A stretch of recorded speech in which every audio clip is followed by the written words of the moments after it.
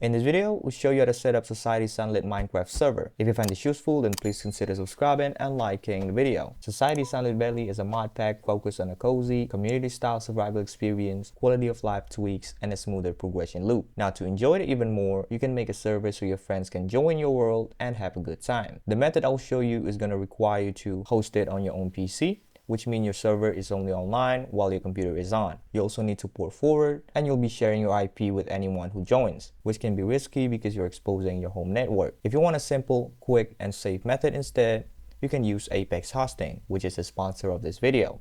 Apex Hosting gives you one-click installs on high-speed servers, so your gameplay will be smooth and lag-free. You also get 24/7 customer support, instant setup, and automatic backups, which means your world is protected and your server is ready whenever your friends are. Check the link in the description and the pinned comment. Once your server is ready, open your panel, scroll down to Game File, and simply select Society Sunlit Valley, and you're ready to go. Now you can use the provided public IP to join and share it with your friends. So to start, open the CurseForge app and head to the Minecraft section. If you don't have it yet, you can go to curseforge.com, and once you're here, click Get CurseForge app at the top right and download the standalone installer and simply install it on your PC. Once installed, launch it and sign in if prompted. Now we're going to install Society Sunlit modpack. Browse to the modpacks tab, and on the search bar type Society Sunlit and press enter. So it's going to be this one by Shekel. Click on it to go to the page. On the right, click install, and it'll start downloading all the mods and installing the mod pack for you. After it's done, you'll see Society Sunlit listed under my mod pack. So let's click on that. Now here you can click play for a client test, but for now we're focusing on the server setup. But first, next to the play button, you can click on the three dots and you'll have options to change version. So let's click on that, and here check select version and choose the mod pack release you want to work with. If your friends are already on a version, match it here to avoid a handshake error. For this guide, we'll use the latest release so new viewers can follow along easily. So now we have settled our mod pack version. We'll go to the next step, which is downloading the server pack. So to do that, next to the play button, click this icon here. Once you click it, it'll trigger a download. Pick where you want to save the server pack. By default, it'll go to your downloads folder. But here, I'll put it into my desktop, hit save, and the download will start right away. For now, let's wait for it to finish. You can head over to java.com, and here, download the latest Java for your PC and then install it so your server can run properly. We'll also need Java Development Kit for this, but for Society Sunlit modpack, we'll install that when installing the server pack. So we will handle that later. Alright, after the download is done, you should now have the Society Sunlit server pack as a zip file in your downloads folder or wherever you save it, but I have it on my desktop here for you to see.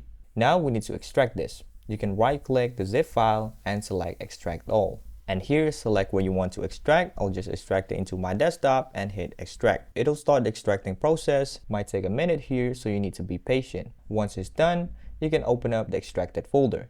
Here, you'll see a bunch of files, like mods and config, plus scripts or jars for installing and starting the server. But the one we care about right now is the start.bat. We'll use this to launch the server. So let's go ahead and do that. Right click on start.bat and hit open. It'll open up a terminal to install the server pack. Now the first thing that appears here would be to install Java, which is some kind of tool to install the correct Java version.